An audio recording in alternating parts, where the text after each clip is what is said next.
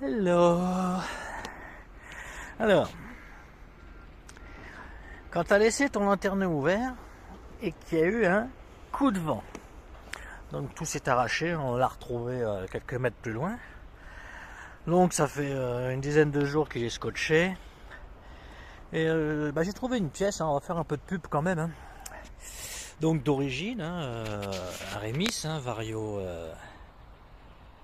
2 en 900 mm par 600 mm, donc c'est quand même un gros complet pour un neuf, pour moins de 740 €, même moins de 730, avec la carte Narbonne accessoire. C'est rare quand je fais de la pub, mais donc même à moins de 700 € du coup. Et je vais regarder si je dois ils m'ont donné en plus le joint qui va avec. Il était sur la petite poubelle que j'ai posée là-bas. Voilà, on le voit un petit peu. Et donc je vais voir si je défais le lanterneau complet ou pas. Ou si je change que le mécanisme et le dôme. Parce que le mécanisme, les deux pattes ont cassé. Et je sais pas comment ça fonctionne, je vais regarder. Je pense que je dois pouvoir changer sans tout démonter. Voilà, on va faire ça tranquillement. Il fait beau, un peu gris, donc parfait. Pas trop chaud. Tranquillou. Alors, suite de la vidéo. Donc, j'ai enlevé le scotch, donc il est mort. Tout est cassé, les pattes. Et par contre, on peut changer, c'est sur le dôme, c'est vendu, les pattes sont ici, avec la... Voilà. Et je me suis aperçu que les compas qui sont fixés sur cette partie ont été arrachés avec le vent ici. Donc j'ai tout le mécanisme qui est HS. Donc je vais voir si je peux démonter le mécanisme tranquillement. Et si je peux pas remettre le mécanisme et le dôme, ça m'éviterait de démonter le... Ça m'éviterait de démonter tout. J'ai déjà démonté en bas, c'est vraiment simple, c'est pas un problème. Ça sort bien, mais ça va faire l'étanchéité et tout, alors qu'il a 2 ans. Il a été changé en garantie pour usure. Donc je conseille vraiment de prendre un camping-car chez un professionnel. On va le payer 3-4 000 € plus cher, 5 000. Il faut savoir quand même que moi je l'ai payé une misère. Il faut savoir que 5 ans après, 60 000 km en plus, on me le reprend plus cher que je l'ai acheté. Et des vis cachées qu'on n'avait pas vues. On fait qu'il y a eu plus de 6 000 € de réparation de fuite dessus, car il était resté 2 ans sans tourner, et ça on peut pas le savoir, sans fonctionner rien. C'est pour ça que le toit est dans cet état aussi, pour le revoir c'est très dur. Puis je m'en fiche, il est anti-grêle, donc on s'en fiche. Enfin voilà, donc on va essayer de démonter tout ça, c'était la suite. Tranquillou. Alors le mécanisme est démonté, donc on voit bien qu'il est cassé de partout. Et c'est vachement simple avec des vis. Par contre, il y a quelque chose qui est chiant, c'est que vous voyez là, il y a une petite goupille, on voit bien ici là. Et donc, j'en avais déjà démonté une fois. Et on a cette partie qui reste solidaire de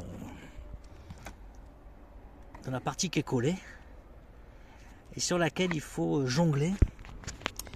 Et donc je pense qu'il faut démonter, vous voyez, c'est la manivelle, je tourne la manivelle, on la voit là. Et hop. Et je vais déclipser la partie qui est ici, et je vais regarder. Par contre, on s'aperçoit qu'il y a quand même de l'usure qui se crée en 2 ans. Bon, c'est vrai que c'est logique. Je vais voir ce que je fais, mais bon, voilà, c'est démonté, c'est très simple, il n'y a rien de compliqué. Alors je suis sur le lanterneau neuf, je suis descendu avec mon truc. J'avais déjà remarqué quand j'avais changé le 40-40. Je pense que il y a une multitude de réglages à faire. Ça m'inquiète un peu. Parce que notamment cette pièce à la noix. Ici c'est très simple, on fait sauter la goupille, derrière on tourne la manivelle, on sort le support qui est en dessous. Je vais donc décoller, enlever le support qui est en dessous, ça, où il y a la moustiquaire et pour la nuit. C'est juste clipsé dans du caoutchouc, donc ça se démonte tout seul. Et je pense que je vais décoller le lanterneau. Parce que de toute façon, cette partie-là est complètement morte. Je garderai peut-être le 4 s'il m'arrive un problème. Ça, c'est foutu. le mécanisme. Et j'aurai éventuellement un... Comment ça s'appelle? Une moustiquaire de rechange et tout, je verrai ça. Donc, mais c'était bien de le voir, hein, ça m'a pris même pas 10 minutes. Et comme ça, je décolle tout. Tranquillou. Suite de la vidéo, je suis pas doué. Alors ce serait marrant qu'on arrive à faire un truc. Je sais pas si vous voyez quelque chose là. Là il y a mon lit, là il y a ceci. Là, ah peut-être qu'on arrive à faire un truc. Ce sera marrant. Je regarde, je vérifie si j'ai bien mis la vidéo en marche. Je l'ai mise en marche. Ouais, parce que moi je suis vachement bon hein, en vidéo. Vous l'avez remarqué. Je suis un dieu de la vidéo. Spielberg, c'est moi. Et donc en fin de compte, ça c'est vraiment très simple à enlever. Mettez vos deux mains là et vous tirez un coup sec quand vous l'avez bien monté. Bon, le coup sec, il faut quand même y aller tranquillou. Il faut insister un peu. Voilà. Ça fait du bruit. Donc après, il ne faut pas que ça tombe partout. Voilà. Voilà. Et là, il est encore coincé à un endroit, ici. Vous ne savez pas pourquoi. Et là, vous faites attention de ne pas le prendre sur la tête. Donc bien entendu, vous avez vu un petit truc tomber peut-être. On va peut-être pas vu. Donc vous voyez, on retrouve les petits clips. Ça, ce sont les pattes de fixation qui viennent presser le lanterneau. La majorité des lanterneaux sont fixés comme ça. Donc quand je vois des gens qui mettent des briques pour sceller le lanterneau, ainsi de suite et tout, j'avoue, je comprends pas trop. Mais enfin bon, chacun son truc. Et ce qui est tombé, vous voyez, c'est cette petite chose-là qui vient se fixer dans le mécanisme à travers, bien entendu, cette partie-là. Alors, une partie plastique, ça vient se mettre dedans, c'est dans le mécanisme. Et donc, ça vient faire tourner. Voilà, donc ça, on va pas l'utiliser, on va le laisser là. Et là, j'ai préparé la spatule et tout. Je vais dévisser tout. Et je vais le décoller tranquillement. Ce sera plus simple. Et donc voilà, c'est mis en pression. Et franchement, Rémi, c'est top. Hein. Si vous ne le laissez pas ouvert, c'est nickel. Alors avec la visseuse, c'est quand même plus facile. Hein. Oh, hop, on met là, on regarde, et puis voilà. On enlève, on se prend pas la tête. Je vais changer l'embout parce que je vois que j'ai pas pris le bon. Non, c'est bon, ça va. Hop, pardon, moi je suis vraiment Spielberg. Et voilà, donc vous enlevez tout. L'avantage c'est que je n'aurai pas à enlever la deuxième vis qui est ici parce qu'il va venir se clipser dedans. Voilà, et vous avez les tétons pour mettre cette partie-là, tout simplement. Et vous pouvez, c'est interchangeable, vous pouvez mettre la neuve comme l'ancienne. Alors voilà, moi le joint, hein, c'est ce que tout le monde appelle du Bulti. Hein. Bulti c'est une marque, ça a été monté comme ça. Moi je monte pas avec du Bulti, mais bon il me l'a donné. Donc du coup ça va être plus facile pour moi à enlever, sinon je fais tout au Sika. Le Sika c'est un Sika colle qui reste souple, qui va bien, c'est ce que j'ai mis ici. Bon ça fait pas propre, mais ça reste souple, hein, on le voit. Et par contre je peux vous dire que vous pouvez envoyer la purée, ça décolle rien. J'ai collé des granites avec ça, ça ne décolle pas mon panneau solaire et mon dieu. Et donc je vais donc décoller, voilà, hein, ça se décolle tout seul, hein, vous voyez. Et par contre, si vous voulez proper après pour pouvoir faire vos joints et tout, ouais, moi j'ai laissé sur, c'est une étanchéité, c'est une plaque qui a été remise quand ils m'ont refait l'étanchéité du joint qui est ici. Il y avait une infiltration d'eau prise sous garantie. Et donc ils m'ont remis, j'avais un panneau solaire qui était là que j'ai changé. C'était un petit panneau solaire comme celui-là et qui faisait donc 300 watts. Et j'ai remis celui-ci. Parce que j'avais un problème de tension, je suis en 36 volts, j'ai dû faire un couplage de panneaux solaires parallèles et bien entendu continu, hein, pour garder la tension élevée à 30 volts. Et du coup ils m'ont remis cette plaque et ça ne bouge pas, quoi. Et par contre on peut la nettoyer avec de l'acétone. L'acétone c'est vraiment un super produit qui est très agressif, hein, ça enlève tous les joints et tout, mais par contre ça n'abîme rien, ça enlève la peinture, ça enlève tout ça, mais ça n'abîme rien. Voilà, donc là je vais ranger un peu le bazar sur le toit pour pouvoir décoller ça tranquillement. Je vais enlever le dôme, vous voyez, il a été complètement arraché, hein. Il s'est complètement arraché ici, il est cassé là, on le voit, il est cassé ici, toute la pâte a cassé. Et si j'avais changé le mécanisme et juste ça, j'aurais dû démonter à partir d'ici. Et au final les réglages à faire, je vais gagner mon temps à tout changer et ce sera mieux. Tranquillou. Alors voilà, je viens de démonter, si on peut appeler ça démonter. Ouais, lanterneau a été arraché sur cette partie.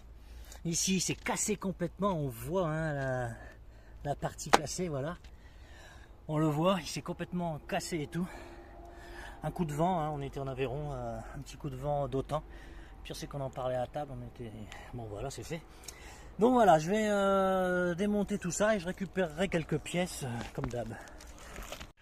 Bon, la technique consisterait à passer un fil.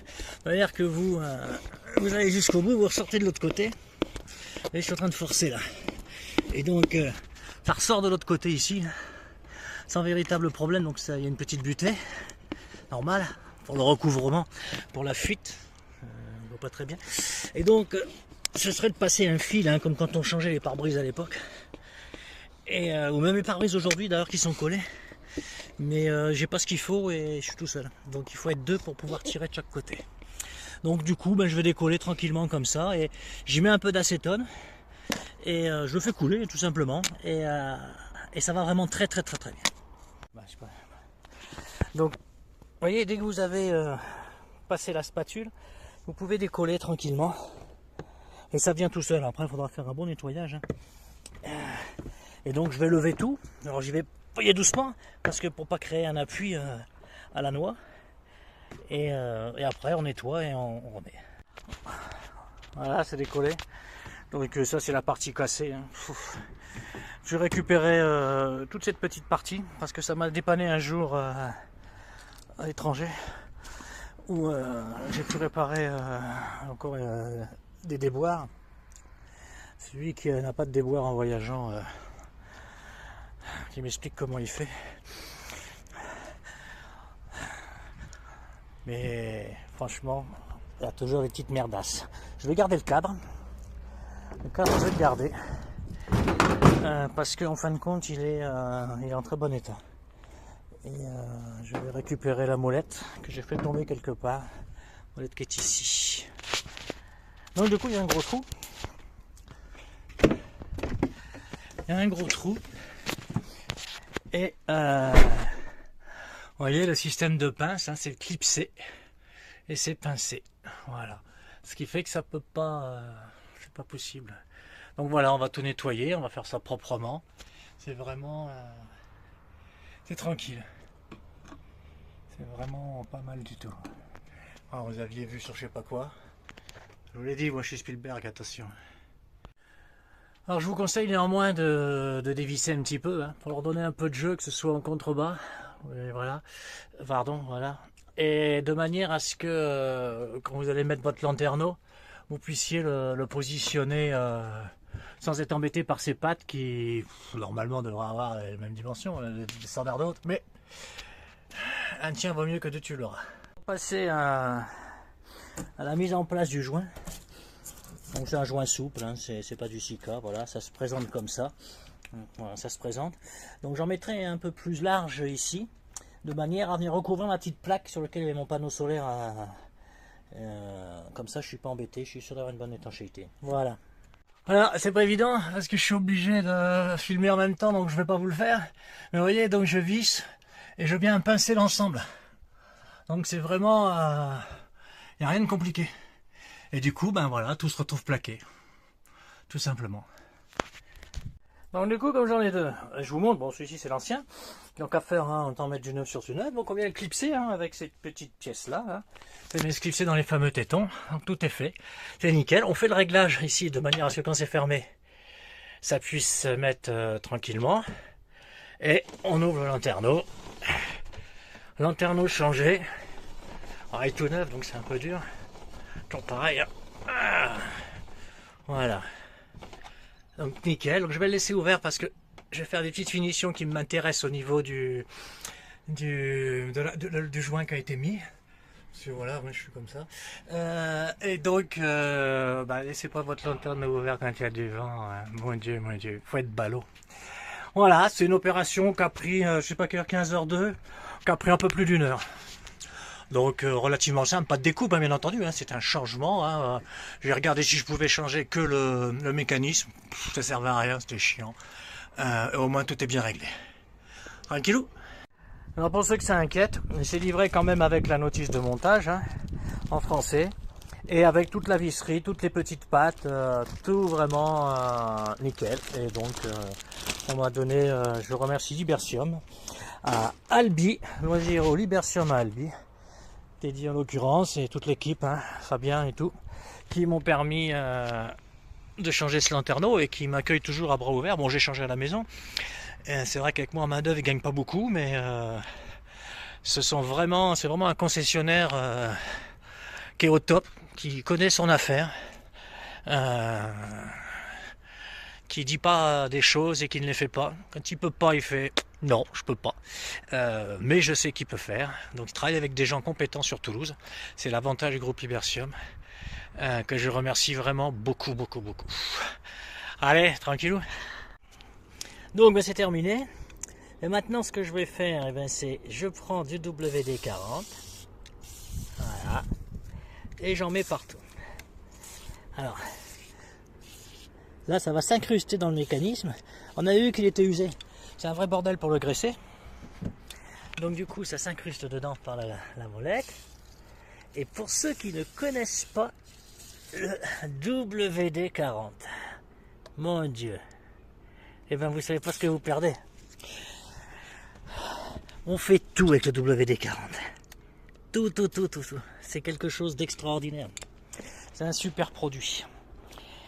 Donc, il dégraisse, il graisse. Mais l'idéal, quand c'est sale, c'est de prendre du nettoyant frein. Breaker Cleaner.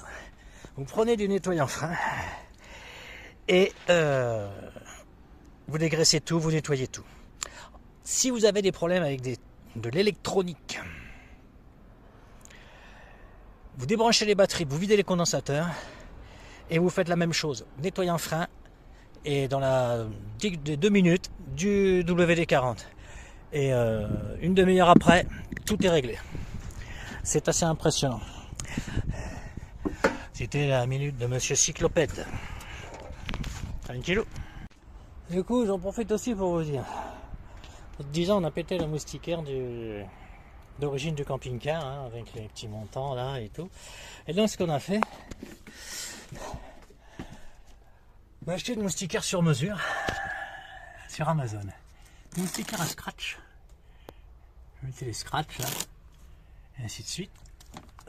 Les enfants pour les grandes baies vitrées de 2,20 m, 4 m, ainsi de suite. Et franchement, c'est une spéciale camping-car. J'ai juste eu enlevé le montant qui était ici, qui avait toute la moustiquaire là.